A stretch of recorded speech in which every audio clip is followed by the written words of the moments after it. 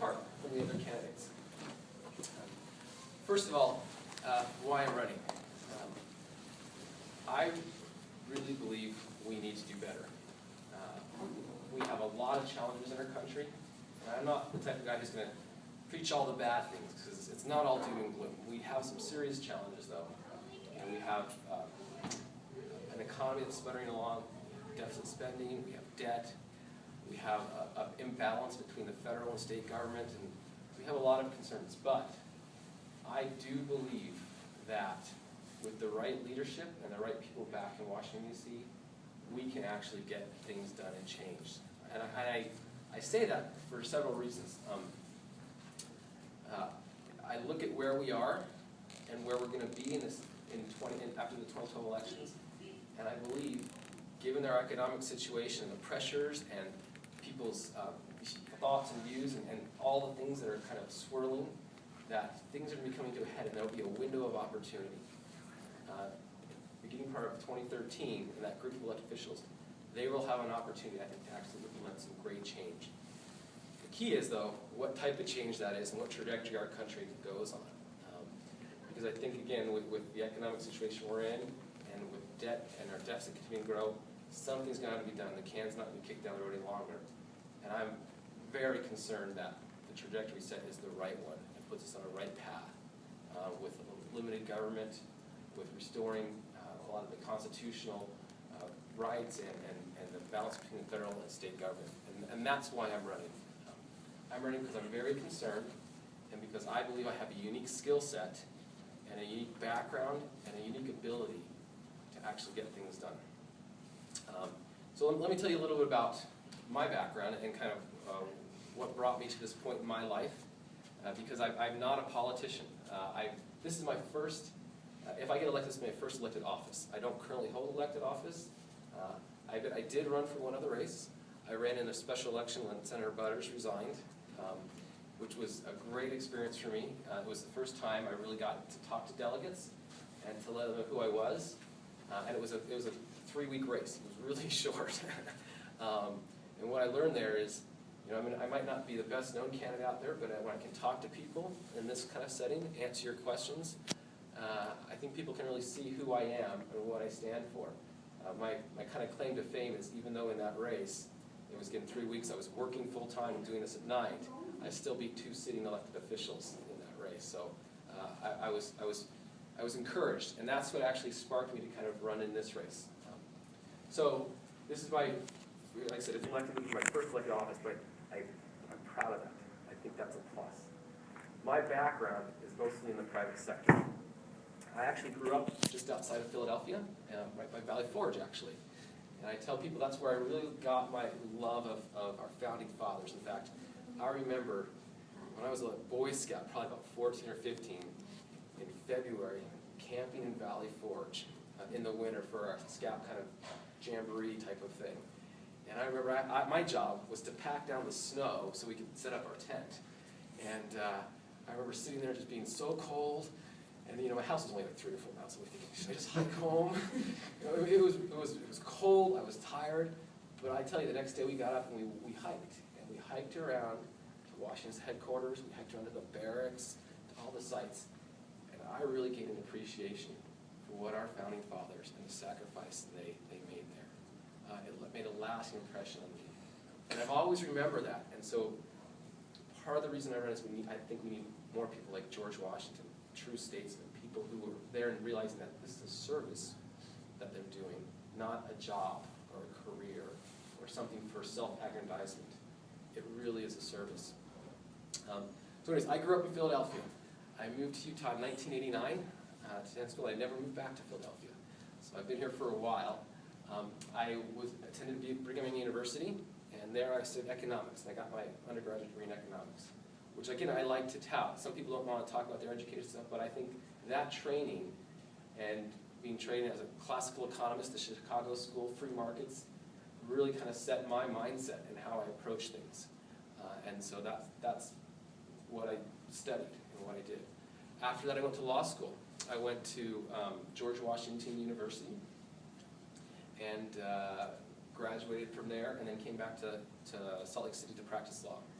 I started in a small, a mid-sized firm here in town, and then I was actually recruited by a large international law firm to head back to Washington, D.C. And so I went back there, and I was practicing mostly regulatory law, telecommunications law primarily, but also litigation. It was there, actually, that I was, through a neighbor of mine, actually, had the opportunity to go work on Capitol Hill. I actually served for, 19 or 20 months, a little under 2 years, as legislative counsel to Senator Bennett. And that was from 2002 to the end of 2003, 2004. So I say that because people always say, are you worried about, Senator Bennett? No, I was there long before, I think, the things that people are concerned about, the historical stuff. And I believe, though, that my experience there taught me a lot of valuable skills that I can bring to the table. I remember I actually have been in the legislative trench and negotiated languages and bills.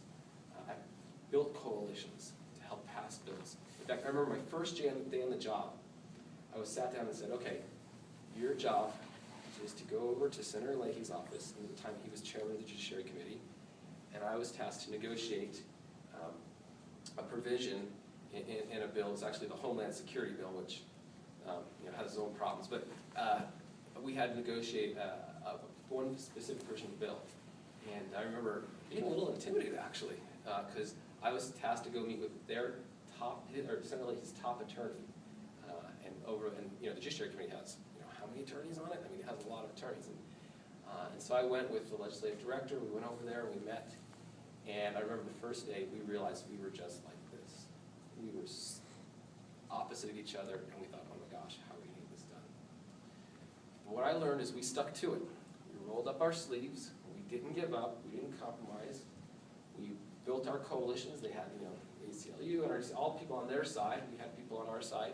We tried to approach it at different angles with still being able to our objectives. And about 2 months later, through a lot of hard work and late nights, and my wife can probably attest, I was gone lots of weekends and was there till midnight lots of times. But we got it done. We were actually successful, and we got our provision that we needed done without compromising. That taught me that the gridlock back in Washington, D.C. can be broken if you have the right people back there who know what they're doing, who are committed to their principles, who will roll up their sleeves and work. One of my pet peeves, and another frustration that got me into this race, is I don't like politicians who say, oh, I introduced a bill. Well, first of all, before you introduce a bill, there's a lot of work to do before that. Introducing the bill is probably like 3/4 of the way down the process, But they'll say, I introduced a bill, didn't even come for vote, or if it come for it, didn't pass, and I tried. And to my answer to that is, no, you didn't try hard enough. There's more you can do, all right? So, that's my perspective, my experience. So I worked on Capitol Hill for a while. I went back to my law firm, practiced there, and then I decided, it was in about 2005, that I wanted to come and back to BYU and get an MBA. So I did. So we took 2 years off, came and I studied business, and there I studied strategy and marketing. After that, I went in-house counsel. At first, I worked for a small entrepreneurial telecommunications company here in town, and there I learned, again, a lot of valuable lessons. I saw what it was like for a struggling startup to raise capital. Been through a management shakeup. I was the only one who kind of survived. We did lots of mergers and acquisitions, but I saw what it takes and what the determination small business has to be successful. And this company was there to succeed. They were creating jobs, and they're still struggling. They're still there, but I know what it's like to be kind of in the thick of things there. A little while ago, I left that company and actually went and worked. I was brought in-house to a publicly traded company here in Salt Lake City, and I got a different perspective. This is a bigger company. It was $250 million, so it wasn't a huge company, but I was regulatory attorney there as well, and I dealt with things with the FDA and the FTC and SEC, and I saw the regulatory burdens on companies. I tell people, both those companies should not have had to hire me. They really should have.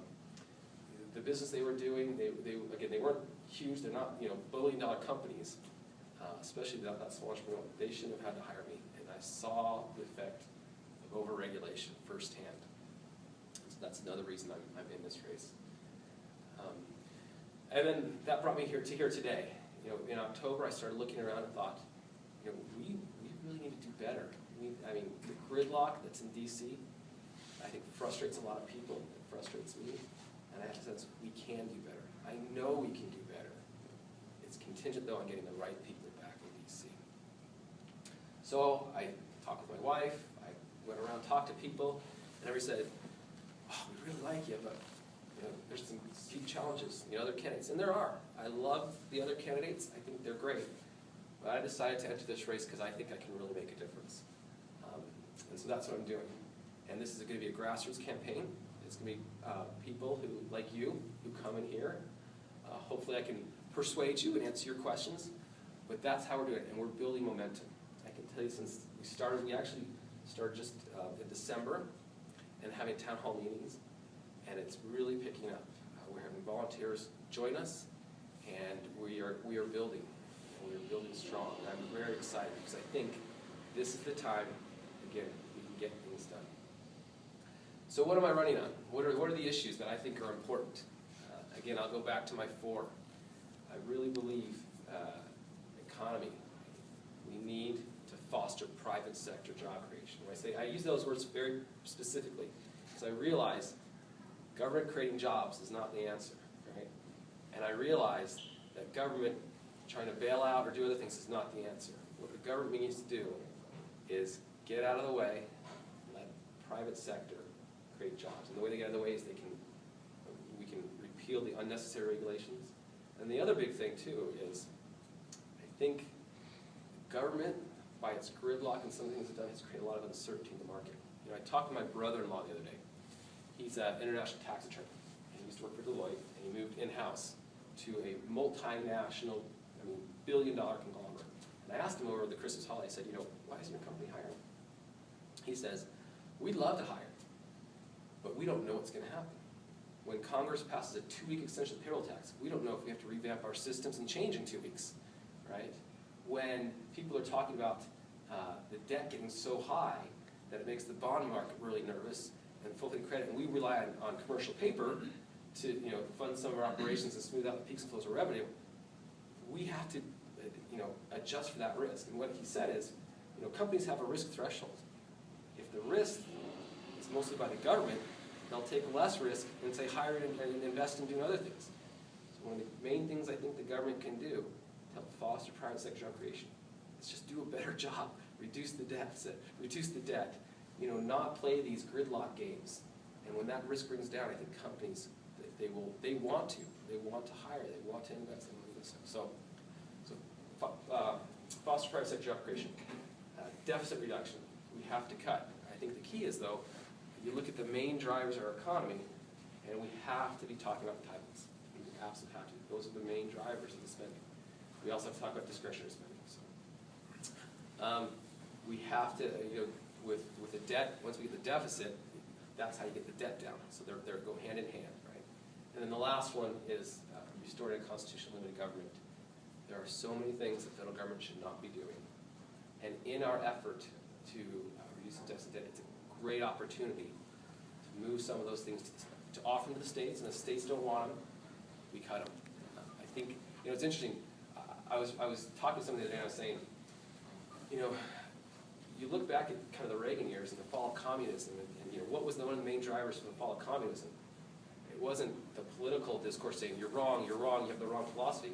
It was the economics. They brought about that change through the economic, they overspent, things like that.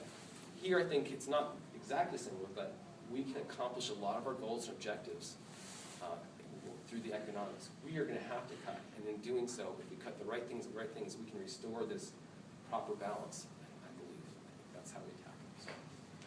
So anyways, that's a little bit about me, about why I'm running, but I am anxious to answer your questions, and I hope that's where I really want to spend the most of the time tonight, is answering your questions, because again, I think that's the only way you'll really get to know me, is how I answer those questions and what you think. So let me open it up. Who wants to go first? Throw me your toughest question.